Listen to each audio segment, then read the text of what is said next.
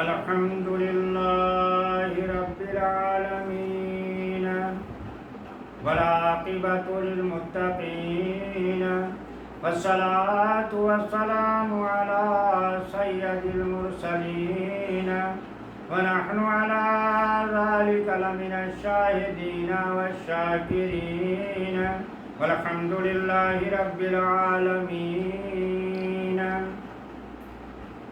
اب ہم اللہ کی توفیق سے سورہ بقرہ کا 31واں اور 32واں رکوع پڑھیں گے.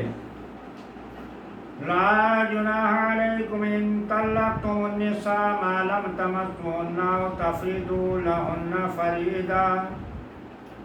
تو تم پر کچھ مطالبہ نہیں ہے کہ تم عورتوں کو طلاق دو جب تک تم نے ان کو ہاتھ نہ لگایا ہو یا کوئی مہر مقرر کر لیا ہو. ومتعوهن ان کو کچھ برتنے کو دے دو.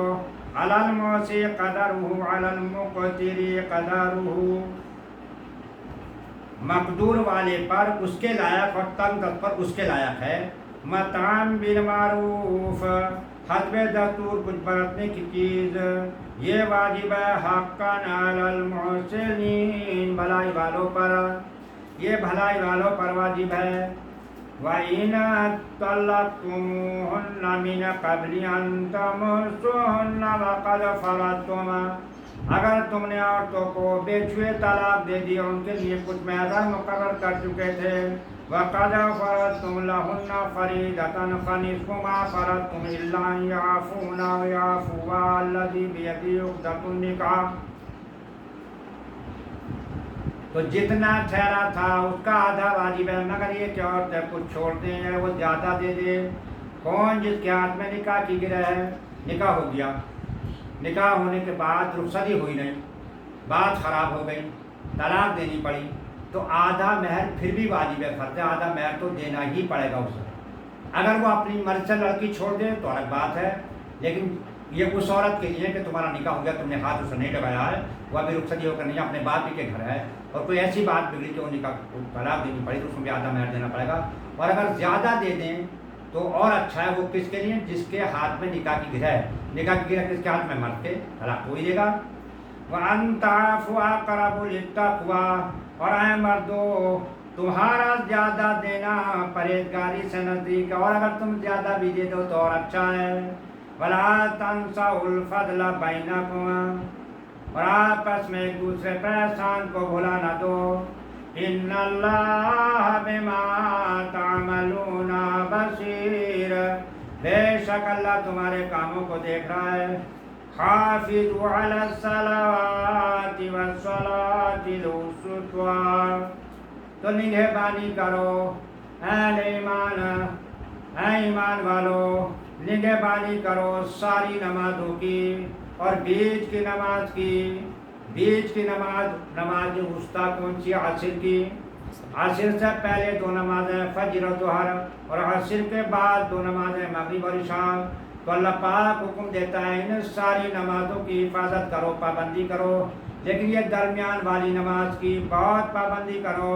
وَقُومُوا لِلَّهِ قَانِتِينَ اور کھڑے ہو جاؤ اپنے رب کے حضور ادب سے.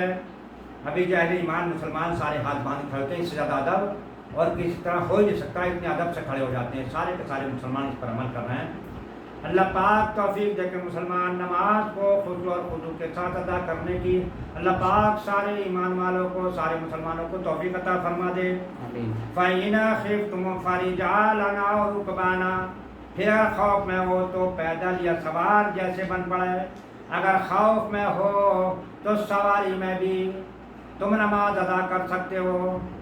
تو فرمایا فَإِذَا أَمِنْتُمْ فَاذْكُرُوا اللَّهَ كَمَا عَلَّمَكُم مَّا لَمْ تَكُونُوا تَعْلَمُونَ پھر جب اطمینان سے ہو جاؤ تو اللہ کو یاد کرو جیسا اس نے سکھایا جو تم نہیں جانتے تھے. سواری میں آپ سفر کر رہے ہیں, سواری آپ کے بس میں ہے, یہ رک سکتے ہیں, نماز کا وقت آپ پڑھ لو اسی میں.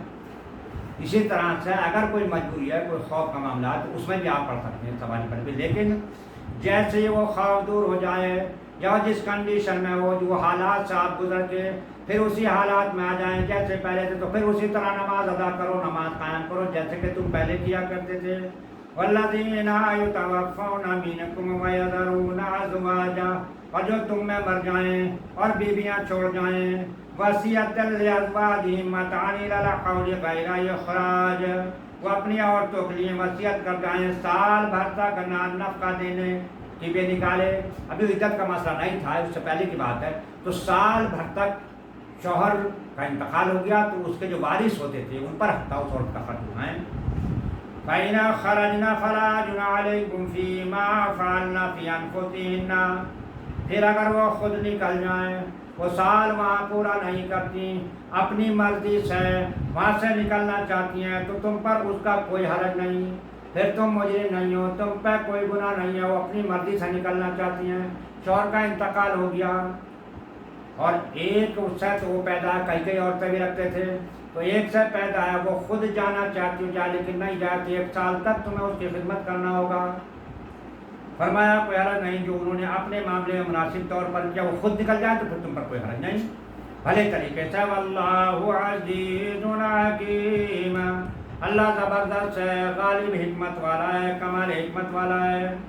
وَلِلْمُطَلَّقَاتِ مَتَاعٌ بِالْمَعْرُوفِ، اور طلاق والیوں کے لیے بھی مناسب طور پر نفقہ ہے. حَقًّا عَلَى الْمُتَّقِينَ، واجب ہے پرہیزگاروں پر، متقیوں پر، اللہ سے ڈرنے والوں پر. كَذَلِكَ يُبَيِّنُ اللَّهُ لَكُمْ آيَاتِهِ لَعَلَّكُمْ تَعْقِلُونَ، اللہ یوں ہی بیان فرماتا ہے تمہارے لیے اپنی آیتیں، اپنے حکم کے، کہیں تمہیں سمجھ ہو، اور اس میں تمہارا فائدہ ہے، دنیا کا بھی فائدہ، آخرت کا بھی فائدہ، وہ ہمیشہ کا فائدہ ہے جو کبھی ختم نہیں ہوگا. اگر تم اللہ اس کے رسول کے حکم کو مانو گے تو آخرت میں وہی نعمات ملیں گے جو آج تمہارے ذہنوں تک آ نہیں سکتے. أَلَمْ تَرَ إِلَى الَّذِينَ خَرَجُوا مِنْ دِيَارِهِمْ،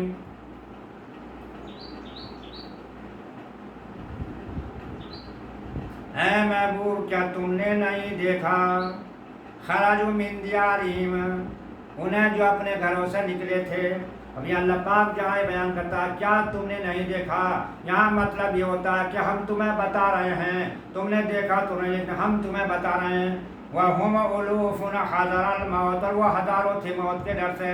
فَقَالَ لَهُمُ اللَّهُ مَوْتُهُ، تو اللہ نے ان سے فرمایا مر جاؤ. ثُمَّ أَحْيَاهُمْ، پھر انہیں زندہ فرما دیا. إِنَّ اللَّهَ لَذُو فَضْلٍ عَلَى النَّاسِ وَلَكِنَّ أَكْثَرَ النَّاسِ لَا يَشْكُرُونَ، مگر اکثر لوگ نا شکر ہیں، اس کا شکر نہیں کرتے. اس تمام تر اس کی دی ہوئی نعمتوں سے فیض اٹھانے والا جو اس کی نعمتوں کو گن بھی نہیں سکتا، اس کا شکر ادا نہیں کرتا. لیکن ایک آدمی اگر کسی وقت میں تھوڑا سا اس کی مدد کر دیتا ہے، اس کے احسان میں دب جاتا ہے، اس کا بڑا شکریہ ادا کرے، جبکہ اس نے بھی مدد اسی کی وجہ سے کی ہے. اس اللہ نے اس کے دل میں اس دوسرے آدمی کے لیے محبت پیدا کی، تبھی اس نے مدد کی ہے، پھر بھی اس پروردگار عالم کا شکر نہیں ادا کرتا.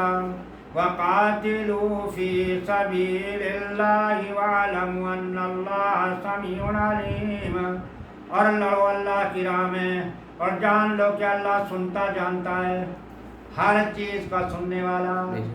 چاہے آپ دل میں سوچو اسے بھی جانا ہے، زور سے کہو اسے بھی جانا ہے، اور ہر شے کا علم رکھنے والا ایسا اپنا ایمان پختہ کر لے پھر غلطی نہ کر سکے گا جب ہی یقین ہو جائے گا.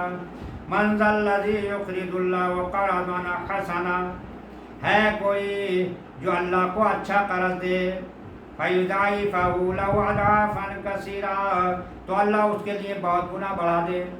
جب یہ آیت نازل ہوئی تو مشرکوں نے کہا مسلمانوں کا خدا تو غریب ہو گیا، قرضہ مانگ گیا، بلکہ فرمایا کہ ایسا نہیں ہے، جو بھی تم اللہ کی راہ میں خرچ کرتے ہو ذرا غور کرو، اللہ پاک کی مہربانی کا ہے. مسلمانوں تم خرچ اپنے ماں باپ پر کرتے ہو، اللہ تمہیں اس کا بدلہ دے گا بہت گنا بڑھا کے. وہ مانتا ہے میرے لیے کرا کیوں کہ اللہ نے حکم دیا ہے ماں باپ کی خدمت کرو تو اس کے حکم کی تم میں جو فرما برداری کرتے ہیں گویا وہ اپنے اوپر قرض مانتا ہے.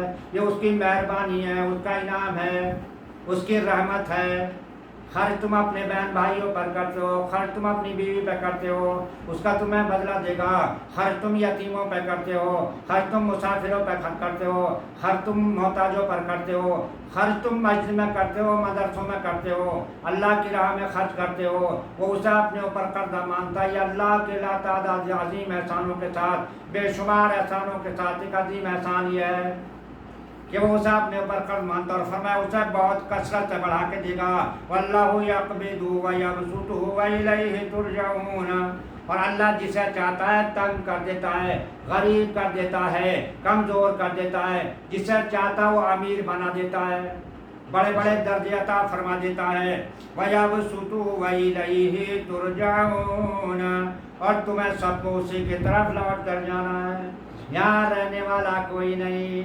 أَلَمْ تَرَ إِلَى الْمَلَإِ مِنْ بَنِي إِسْرَائِيلَ مِنْ بَعْدِ مُوسَىٰ، اور اے محبوب، اے محمد عربی صلی اللہ علیہ وسلم، کیا تم نے نہیں دیکھا بنی اسرائیل کے گروہ کو جو موسیٰ کے بعد ہوا؟ إِذَا قَالُوا النَّبِيُّ لَهُمُ ابْعَثْ لَنَا مَلِكًا نُقَاتِلَ فِي سَبِيلِ اللَّهِ، جب اپنے ایک پیغمبر سے بولے ہمارے لیے کھڑا کر دو ایک بادشاہ کہ ہم خدا کی راہ میں لڑیں گے، ایک بادشاہ کھڑا کر دو۔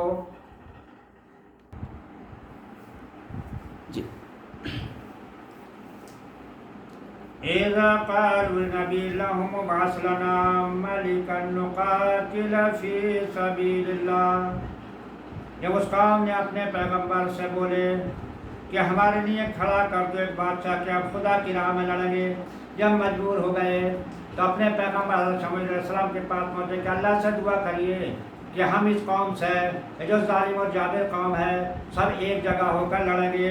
تو پیغمبر نے فرمایا قال هل عصیتم ان کتب علیکم القتال الا تقاتلوا، تو نبی نے فرمایا کیا تمہارے اندازے ایسے ہیں کہ تم پر جہاد فرض کر دی جائے تو پھر تم نہ لڑو؟ جہاد فرض کر جائے، میں اللہ سے دعا کروں کر دیا، پھر تم نہ کرو جہاد؟ تو قالوا وما لنا الا نقاتل فی سبیل اللہ، بولا ہمیں کیا ہو گیا ہے کہ ہم نہ لڑیں اللہ کی راہ میں، ہم نہ لڑیں حالانکہ ہم نکالے گئے ہیں فی سبیل اللہ وقد اخرجنا من دیارنا، اپنے گھروں سے اپنے وطن سے، اور ابنائنا اپنی اولاد سے، فلما کتب علیہم القتال فتولوا الا قلیلا منہم، تو پھر جب ان پر جہاد فرض کر دیا گیا تو منہ پھیر گئے، ان میں کہ تھوڑے بچے، الا قلیلا منہم، جب اللہ کے پیغمبر نے اللہ سے دعا کی، اللہ نے کہہ دیا جہاد ان پر فرض کرو، تو لوٹ گئے سارے، بہت تھوڑے سے بچے۔ واللہ علیم بالظالمین، اور اللہ پاک خوب جانتا ہے ظالموں کو۔ وقال لهم نبئهم ان اللہ وقد بعث لكم طالوت ملکا، اور ان سے ان کے نبی نے فرمایا بے شک اللہ نے طالوت کو تمہارے اوپر بادشاہ بنا کر بھیجا ہے۔ اللہ کے پیغمبر نے فرمایا یہ طالوت کو تمہارے اوپر اس نے بادشاہ بنایا جس کی تم نے طلب کی تھی۔ قالوا انا يكون له الملك علينا ونحن احق بالملك منه ولم يؤت سعة من المال، تو یہ قوم کے لوگ پھر کہنے لگے اپنے پیغمبر سے، بولے عیسیٰ ہم پر بادشاہی کیسے ہوگی، ہم طالوت کو کیسے بادشاہ مان لیں، یہ ہمارا بادشاہ کیسے ہو سکتے ہیں، اور ہم اس سے زیادہ سلطنت کے مستحق ہیں، بادشاہت کی حکومت کے مستحق تو ہم زیادہ ہیں۔ دیکھیے پہلے پیغمبر سے دعا کرائی، پیغمبر نے اللہ سے دعا عرض کی، التجا کی اللہ کی بارگاہ میں، اللہ پاک نے وہ فرما دیا کہ طالوت کو ہم تمہارا بادشاہ بناتے ہیں۔ تو پھر اس قوم سے کہا پیغمبر تو انکار کرنے لگے کیسے ہو جائے، ان سے تو ہم ہر چیز میں ہم زیادہ ہیں، تو ہم زیادہ سلطنت کے مستحق ہیں، اور اس سے مال میں بھی وسعت نہیں دی گئی، مال بھی ان سے حضرت طالوت سے ہمارے پاس زیادہ ہے۔ قال ان اللہ اصطفاہ علیکم وزادہ بسطۃ فی العلم والجسم، فرمایا ان کے پیغمبر نے اسے اللہ نے تم پر چن لیا ہے، اسے علم اور جسم میں کشادگی زیادہ دی ہے۔ تم پر مال اگر زیادہ ہے تو علم اور جسم میں اللہ پاک نے کشادگی دی ہے، انہیں اللہ نے چن لیا ہے۔ واللہ یؤتی ملکہ من یشاء، اور سنو لوگو اللہ اپنا ملک ہے جسے چاہے دے دے تم کو، وہ جسے چاہے بادشاہ بنا دے. واللہ واسع علیم، اور اللہ بڑی وسعت والا ہے، بڑے علم والا ہے. وقال لهم نبيهم ان آیت ملکی، اور ان سے ان کے نبی نے فرمایا اس کی بادشاہی کی، ایاتکم التابوت فی سکینۃ من ربکم وبقیۃ مما ترک آل موسیٰ وآل ہارون تحملہ الملائکہ.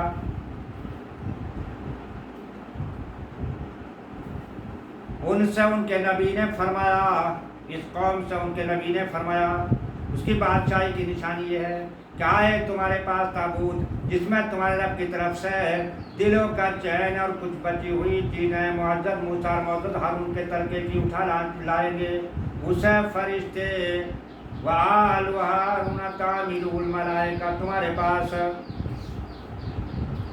اللہ کے پیغمبر نے کہا کہ دیکھو وہ جو کافر قوموں نے جنگ کی تھی اور تم سے چھین کے لے گئے تھے، وہ صندوق جس میں موسیٰ علیہ السلام کے تبرکات، حضرت ہارون علیہ السلام کے تبرکات، ان کی پگڑی، ان کی نالن وغیرہ تھے، تو وہ تمہارے پاس خود چل کے آیا ہے.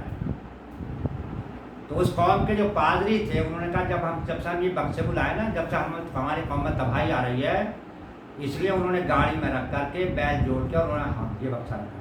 فرشتے ہانک کے ان کے پاس سے آئے. اس کا ذکر اللہ پاک فرما رہا ہے، ان فی ذلک لآیۃ لکم ان کنتم مؤمنین. اسے فرشتے بے شک اس میں بڑی نشانی ہے تمہارے لیے اگر تم ایمان رکھتے ہو.